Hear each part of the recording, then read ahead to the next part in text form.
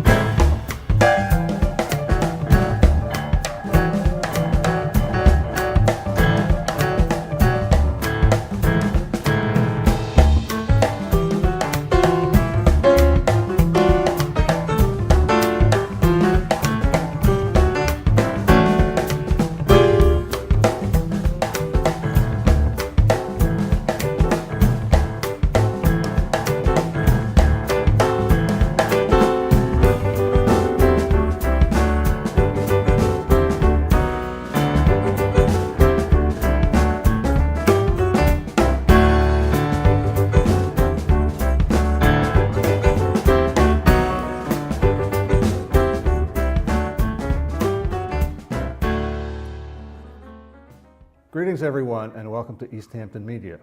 Today is a special program regarding science, technology, engineering, and math. We're going to be talking about how these four subject areas come together in a particular project that's happening here in East Hampton. If you have driven down Pleasant Street, you could not have helped but notice at Mill 180 this giant 25-foot green thingy in the parking lot. So we're here today to talk to the developer of that object, and he's going to tell us how it came about, what it is, and what it's going to mean to you as an individual in renewable energy. So with me today is Mark Maynard. He's an East Hampton resident, and he is the creative force behind this effort. So welcome to the program, Mark. Thank Great you, Ted. to see you. Pleasure to be here. You were telling me before that the Green Monster is not a turbine, but what does it do? It actually captures the force of buoyancy. Mm-hmm. So it's not reactionary. It doesn't take the kinetic energy of something hitting it. It actually utilizes the force of buoyancy, which is the product of gravity. And Mm-hmm. that's what the driving force is. And it produces electricity. Yes, what this is, it's a new type of renewable energy. Often people think of renewable energy in terms of solar or biofuel or something like that, which typically follows certain laws of physics. And yet we utilize the force of gravity as an energy source almost every single day of everybody's life. And we have been doing this for thousands of years. Right. But just because an energy source exists doesn't necessarily mean that it's available to be converted into another form of energy. And Right. this is pretty typical of gravity. For example, a ship. A ship exerts an enormous force on the water. And this force is over time, which is the definition of gravity. But we don't think of it as gravity because it's not available to convert it into another type of energy. Right. So we don't think of it. But yet, if you take a 10-pound weight and hold it over your head, you're going to find out very soon that lifting a force is a lot of energy. Right. And so these ships, they have enormous amounts of power. And we don't think of it as energy, but most of them produce as much as a small city or even a large city can use in a day. This technology basically takes that force of buoyancy or displacement and allows it to be converted into a mechanical energy to be converted into electrical energy. Right. Is it a fair analogy to compare it to, say, a water wheel? It's absolutely identical. The water wheel works because water flows over a weir and falls into cups that are on the perimeter of a wheel. Right. For each cubic foot of water that falls into a cup, there's a downward force of 62.4 pounds of force going down, straight down. Mm-hmm. Now, it's not at the angular momentum of the wheel, but it's a straight down force. So a cubic foot of water weighs 62.4 pounds, and that's why you get that transfer of energy of 62.4 pounds. Mm-hmm. You then multiply that by the average radius of the wheel. So the bigger the wheel, the more force it can develop. And there's two reasons for that. One, the wheel can hold more weight as it's going around because it has more cups on its perimeter. And the second is because you have a mechanical advantage of the longer radius. Right. And so from a technical standpoint, it's the length of time that that same amount of force is being applied. So the bigger the wheel has a longer period of time that it's being applied, therefore it gives up more energy. Right. And you take that same force, you turn that wheel upside down and put it under a fluid. And now you displace, just like in a ship, you put air in the bottom, it flows up into these cups.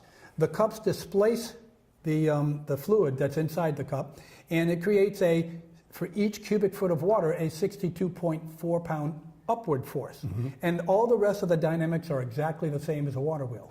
Now this is based on density, the weight of that cubic foot of fluid. Mm-hmm. So if you can increase the weight of that fluid, you still expend the same amount of energy to put the air in, but now you're getting more energy out. And I've developed a fluid that is 2 1/3 times heavier than traditional water. Yeah. It's non-toxic, environmentally safe. It has very little viscosity increase. It's non-corrosive to standard carbon steel, so we don't have to make these things out of stainless steel, which we save an enormous amount of money for, trying to market this as a renewable energy source. And it also doesn't freeze readily, so it takes minus temperatures to actually freeze. So it has all the properties we're looking for, and it. Instead of creating 62.4 pounds of force for each cubic foot, we're actually creating 140 pounds. There is a downside to it. The downside is that because it's denser, it does create more pressure with the columns. So in other words, if you had a 20-foot column of water, at the bottom, you're only going to be about 5 to 8 pounds required to push it in. But if you have this other fluid, you're going to be at close to 20 pounds, 15 to 20 pounds. And so it does make it a little bit, higher pressure to put it in. But the difference for a modern compressor to make, say, 10 or 12 pound air versus 25 pound air is almost negligible. Right. Compressors are used to compressing up to 150, 200 pounds of pressure. And that's why a 25 horsepower compressor needs a 25 horsepower motor. Right. But we're operating 25 and 30 horsepower compressors with 7.5 horsepower motors. So inside the big green thing is a wheel.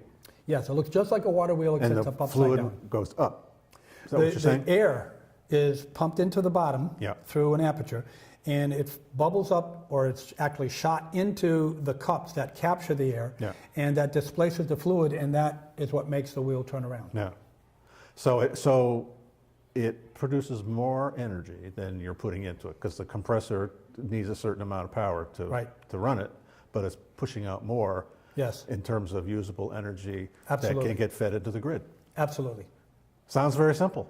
It is very simple, but it's a hard thing for people to get their heads around. How did you come about to develop this? My background is pretty eclectic. It varies from medical research to chemistry to biodigestion to water utility, water quality, and now this is basically engineering science. I got into this field about 10 years ago, 7 years ago really. I started playing with it about 10 years ago, but 7 years ago, the climate change issue, I thought required some more attention. I don't think people understand exactly where we are in that issue, and it was important to myself and my wife that, we see if we can help. Wow. So I had developed at that time a new type of wind turbine that seemed like it might be a good fit to add to the collection of renewable energies. And it was doing well, except it has its typical problems. You need a good wind location. You need people that are willing to go into that technology. And then you have the issue of, do you want your neighbors, are your neighbors going to say it's okay? Yeah, not in my backyard. And that is truly a problem. We got far more rejections than we had approvals. And you still have to worry about having a 200-foot tower, and most people don't understand what a good wind location is. Right. So I came across this idea, and it seemed very simple, and even I had some serious questions about it. I sat on it for like almost a year. And then we had a little break at my company and in time, and I decided, well, instead of giving the guys a time off, we would do an experiment. And we did it. And the math was right on point. It worked wonderfully, and I decided to start going into it. As I got further into it, it became very apparent that it's not reasonable to charge, say, $90,000 to put in a wind turbine that might make 20 to 25,000 kilowatt hours a year and take 10 years to pay back, as opposed to this new technology that goes anywhere. There are no restrictions on where you put this. It can go anywhere in the world. It's relatively small, and it will give you those paybacks in 3 or 4 years, even less. The larger systems could be as low as 1.5 to 2 years. So here you have something that makes a real lot of electricity anywhere in the world, and so now it becomes a bigger and more important piece of the renewable energy sector and the fight against climate change. Now when I talked to you earlier, you said that there was a plan perhaps to locating some of these, not a turbine, the generators here in East Hampton. There's a couple things that we can do. I mean, one, those that have driven by Pleasant Street, that particular device is supposed to be installed half underground, and that has to do with being able to manage the enormous forces of the weight of the fluid. It's not easy to make a large vessel like that hold its shape and strength. So easiest way to do it is you bury it half in the ground, and now you've gotten rid of like 70% of the load issue, and so it's much easier to build them and cheaper, and it's more stable. Yeah. So, but still, even with that, it's not suitable for people that might want to participate in lowering their carbon footprint and helping with the fight against climate change and reducing their costs, frankly. So if in Massachusetts, we can take renewable energy devices and we can put them in the same town, as long as they're in the same city or town, you can put it in one place and send it to up to 10 different locations. Here in Massachusetts, we actually have a pretty good net metering policy, and that is that people inside the same community, town or city, can actually share one facility, renewable energy facility.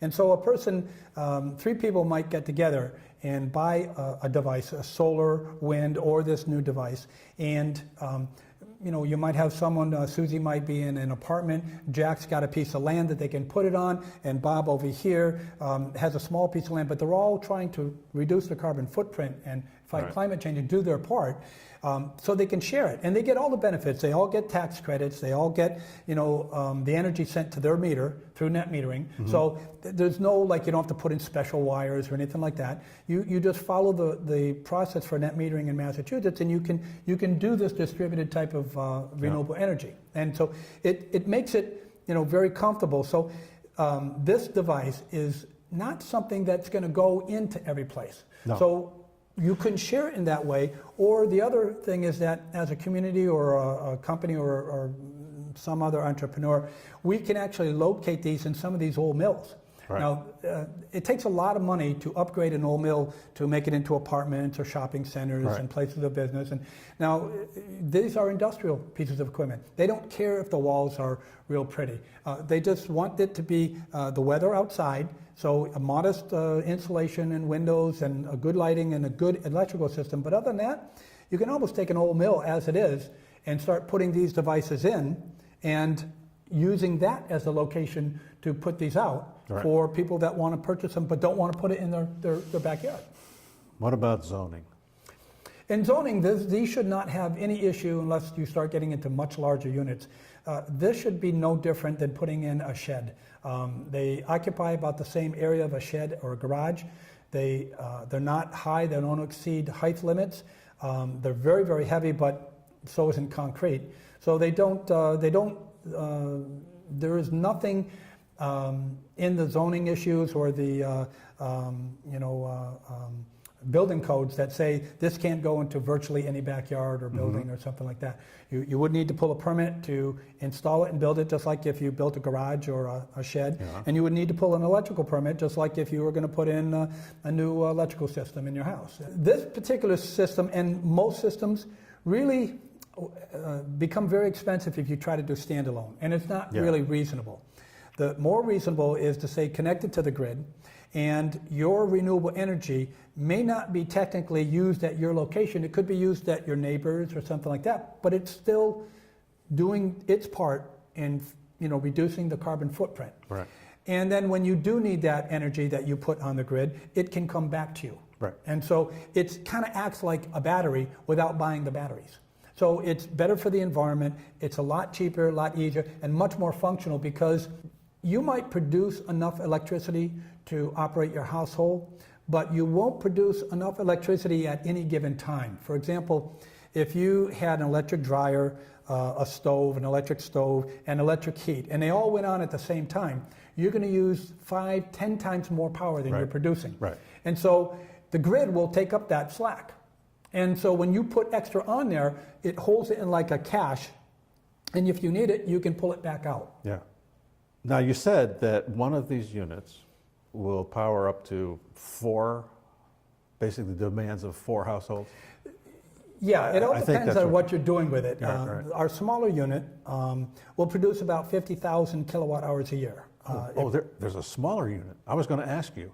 That's the smallest unit. That's the smallest one. Every technology has an Achilles heel. Yeah. And the Achilles heel in this particular type of technology is size. Size does matter. Right. And again, this is all about the fact that you want to keep the buoyancy, the air in this fluid as long as you can. Right. And so if it's a small diameter unit, it's a short period of time because the column that it's rising in is short. Right. But so the taller you get, the better you are to a certain point, because if you get too tall, then the pressure gets higher where you start going to take a lot more energy to make the air. Right. Yeah. So it's a balance. And so what we found is that up to about 30 to 35 feet in diameter, or a column of fluid, if you want to put it that way, is about that sweet zone.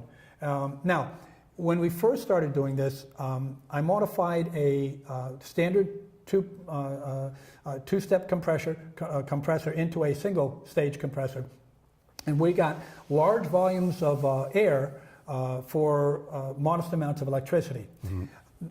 But it's still, to make the 20-foot diameter unit work, it only made a few hundred kilowatts, a few hundred watts more than what it used. Right. But I've been working very closely with a compressor company that manufactures compressors here in the United States. That's Emax Compressors. And they are very committed to this project, and they actually developed a brand new compressor specifically designed to put out high volumes of low pressure air. Mm-hmm. And this new compressor allows the 20-foot diameter unit to produce 2.2 kilowatts of net gain in power for each compressor. And the 20-foot diameter unit can use 2 compressors. Right. So that amounts to about 50,000 kilowatt hours a year. If you're doing a lot of things with electricity, like if you have air conditioning on the whole summer, if you heat some of your rooms with electricity, you have a lot of electrical appliances that are running all the time, this might supply the power for two houses. Well, two. If you're more like the average person, and you have modest electrical needs, it can do between 4 and 5 houses. I mean, a typical solar system on a house will produce between 5,000 and 6,000 kilowatt hours a year. Yeah. And this produces 10 times that. So it depends on what your goals are and how much you want to, rely on the renewable energy versus traditional sources. So if you had if you had a bunch of these things and located in the community, say in East Hampton, you could be providing power for a good part of the town. Yes. Yeah. But let's also keep it in perspective. Even though this is a lot on a house-per-house basis, for example, if we go up just 5 feet in diameter to a 25-foot unit, so slightly larger than the ones on Pleasant Street, we actually kick up the power production all the way up to about 105 to 120,000 kilowatt hours a year. Wow. So 5 feet more in diameter, but we get more than double the power output. Wow. and then you get to 30, and it gets even more so. So when you get into these ranges, now 100,000 kilowatt hours and the larger one at about 150 to 200,000 kilowatt hours a year, you're still talking about, in a city-wise thing, a small amount of electricity. A city needs megawatts of power. Right. So you would need 1,000 of these Right. to run a city, or depending on the size of it, but you would need like 1,000 of them. And from that standpoint, yes, you could do it. So if you had a large group of old mills that you wanted something to do, you could produce and make your own power system. You know, you Yeah, could become, a community could opt to become its own utility. And this is also a better technology for even traditional utilities to use, because traditional utilities are reluctant because the cost associated with trying to go with renewable energies is quite high. And in places like here in the Northeast, wind is tough. I mean, we don't get wind in the summer, and we do get it in the wintertime, but we can get some pretty damaging winds, Right. and they're not real steady. There are a few locations that have it, but most of those interfere with what we consider our vista views. This is a technology that doesn't have those types of issues, and they can be put anywhere, which makes a type of electrical grid called distributed electricity or integrated grid. And this is actually a more robust and better grid for utilities, because we're not putting everything through single lines or single point transmissions. Right. And it's more efficient. You don't lose as much power trying to get it out there. And you can put them wherever there's small areas. So even a small building or small acreage, you could put 600,000 kilowatt hours a year out of a thing just slightly larger than a garage. If it's a good sized building or a field, you could be putting out a couple of hundred megawatts of power. Individually, they would be small, but you collectively add them up, and yes, you could easily produce enough power to do a city or a small town, or and have it pay for itself. It's not 25-year paybacks. These are reasonable paybacks because they produce an awful lot of electricity. So this is not a technology that's going to take the place of those. No. They're simply going to be part of that puzzle that in the climate change fight. Right. And it's an important fight that we should do. So Everybody should be. Sounds like a winner, so long, as soon as it gets kind of off the ground and gets to be more well known. Which is the other part of your story here, is that you were talking a little bit about how people can share these units, and there is an investment opportunity and a financial part of this, and it's like anything else. It's a bit complicated, but It's new.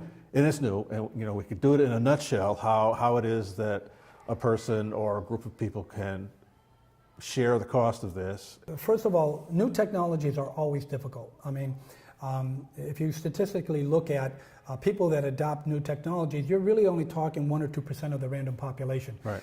Most people want to be the third person or the fourth person. Right. Very few people want to take that first step. Sure. And so you're talking about a very, very small section of the population. So that's the first hurdle. There's a lot of encouraging aspects of this new technology.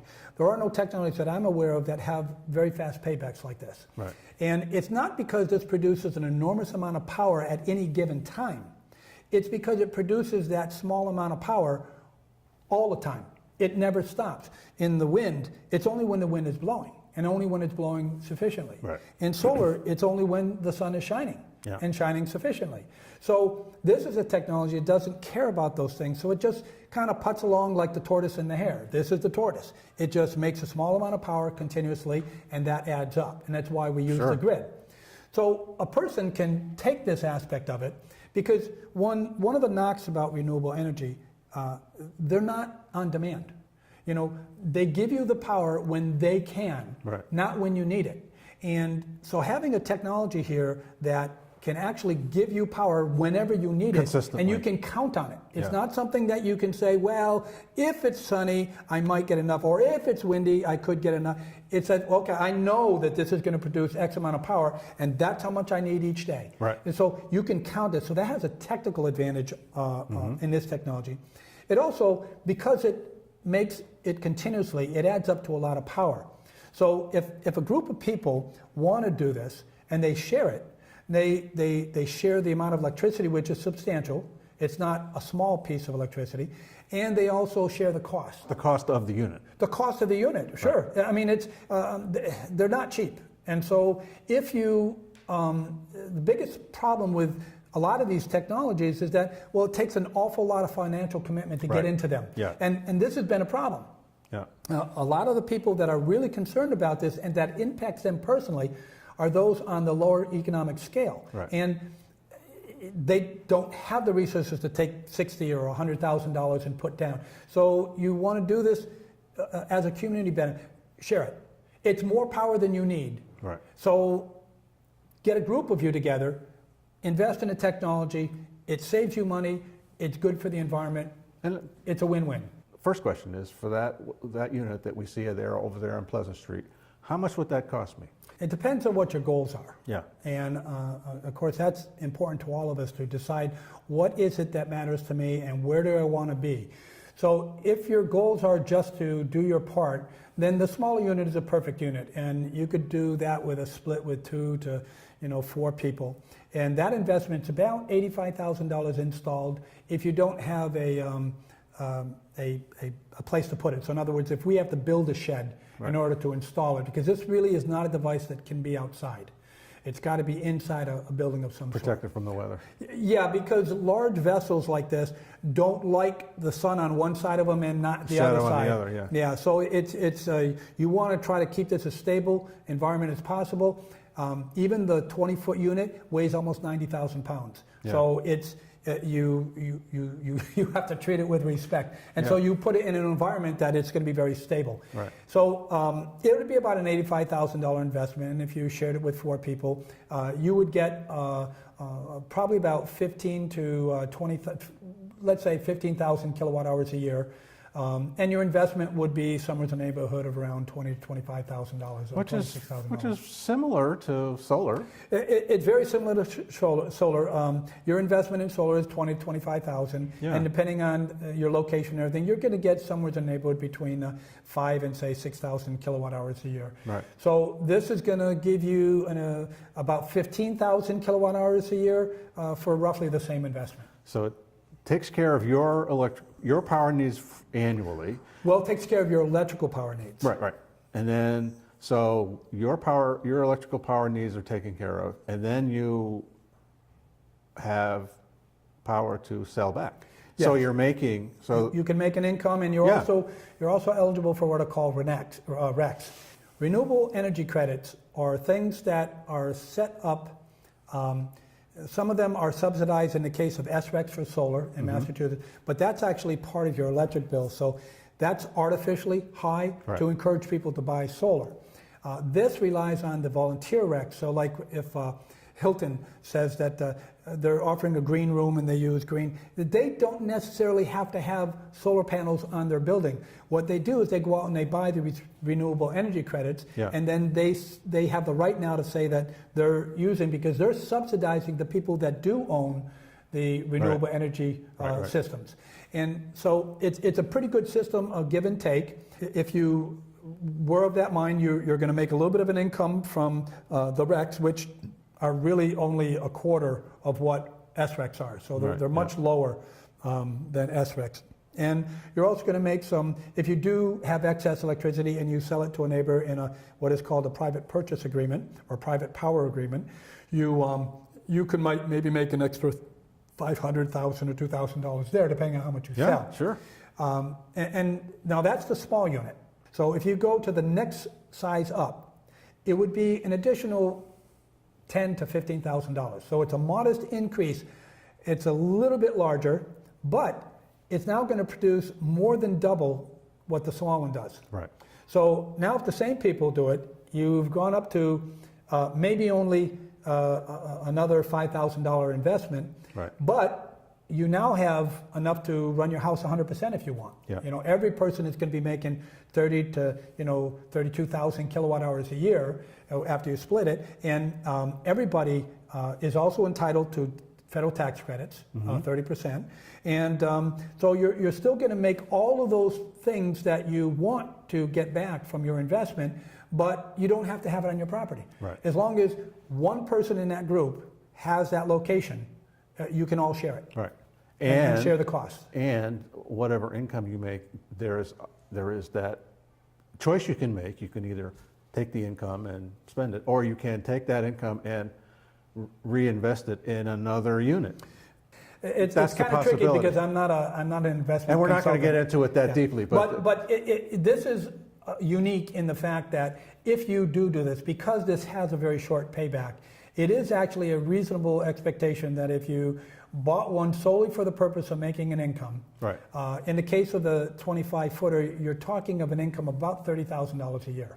Yeah. And so if you did put this out, after it's paid for, you could take that and reinvest it into a second one and then grow your income potential in that way. It has a pretty poor likelihood that it's going to decrease in value. Yeah. It does require some maintenance. It's about $400 a year in maintenance because it operates a compressor 24 hours a day. Yeah. And whenever you take a mechanical machine and you operate it that long, you need to do something with it. You need to make sure that it's functioning properly. Right. Things wear, things. So it would be just like a furnace visit once a year, about $125 to $150. And you would have to do this about every 4 months, let's say. And what is the expected lifespan of the unit? The particular pieces of equipment that are in it do have an expected lifespan. One of them is the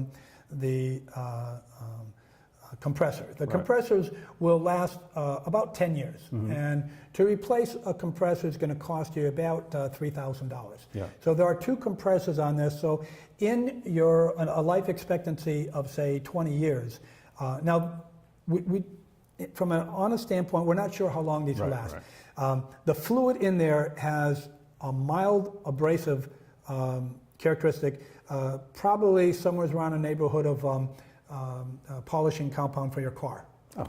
What we did is we actually increased the thickness of the wall because the only place that there's going to be abrasive action is the wall of the tank itself. Yeah. One would think the wheel would, but in fact the fluid actually begins when we were a kid and you were in a swimming pool and everybody ran in the same direction. And well, this kind of works like that. Once the wheel starts gaining momentum, it gets all the fluid moving, and once it overcomes all the inertia of that massive amount of weight of the fluid, it actually moves with the fluid. Right. So there's really very little drag or abrasive nature on the wheel itself. Yeah. It's all on the outside of the tank. Right. And so small, tiny abrasive, even though very minor, over time do wear stuff up.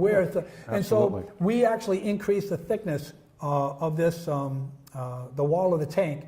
So we're expecting this to have about a 30 to 40 year lifespan. But getting back to the 20-year maintenance schedule, in the 20-year period, you're going to have to replace the gearbox twice. Mm-hmm. They're about $5,000 each.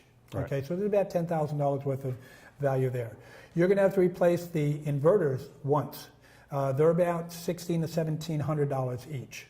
You're going to have to replace the bearings inside the alternator. That's going to cost, even if you buy a new alternator, that's like about a $5,000 price tag.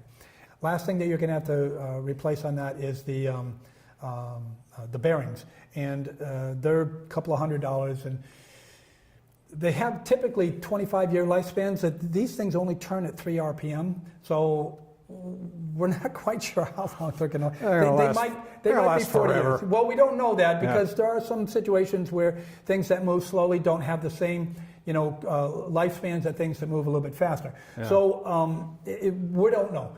All we can say is if we assume that it's got a similar lifespan to a normal functioning bearing, then we'd be talking somewhere in the neighborhood of around.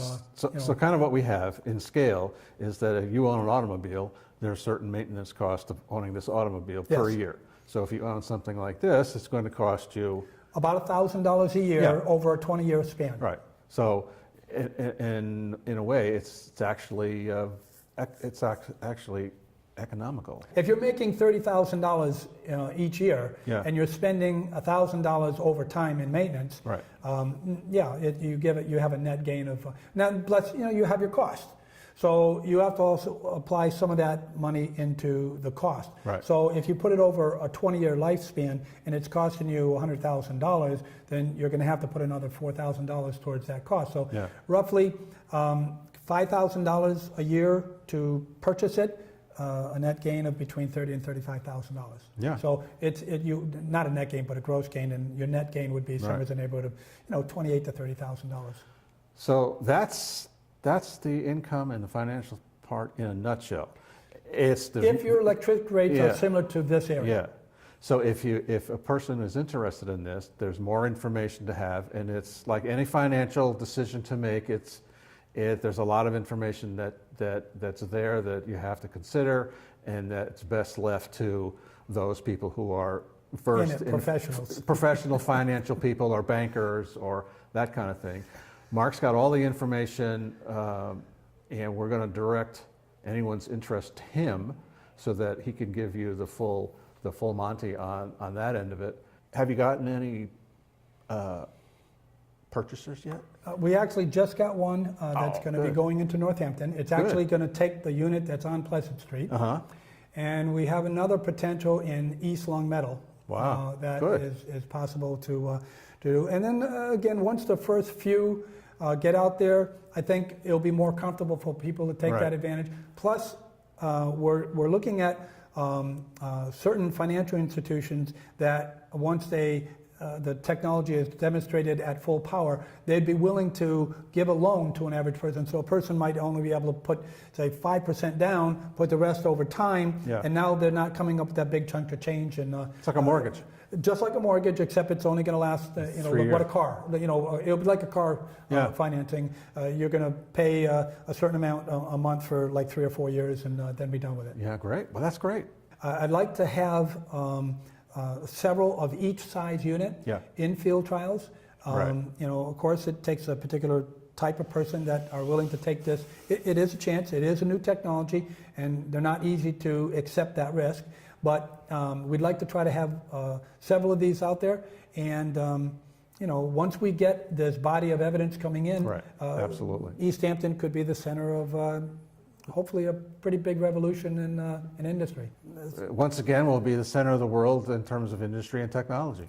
Let's hope that That's continues. great. Drive by down Pleasant Street. The green thingy is still there, and you stop by. If Mark's there, he'll talk to you like he did to me one day, and take a look at it. It's pretty impressive just to stand next to this thing and look at it and see what it's all about. Thanks very much, Mark, for coming on. I appreciate it. Thanks for the opportunity. Hopefully, this will help get the word out regionally about the project. I hope so. Great. I put a lot of effort into it, and we'd like to see it do something. Well, it's really exciting to see someone who is entrepreneurial and is technology and engineering, and this is how our world has come together. People engineered all these things and sat down and put together a model and made it work, and here we are. So you're in a great tradition of. I'm not sure I stand with Edison in those, but Well, okay. yeah, okay. So from all of us to all of you, I'm Ted Perch, and you've been tuned into a special edition of East Hampton Media program on science, technology, engineering, and math. Thank you.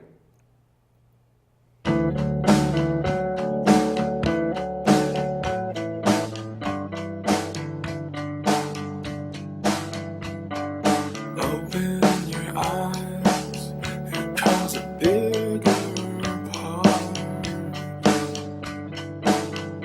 And seek and define, the answers are easy to read. My parting words would be relax, have fun, and rest easy. And aloha. Aloha! Aloha! Thank you.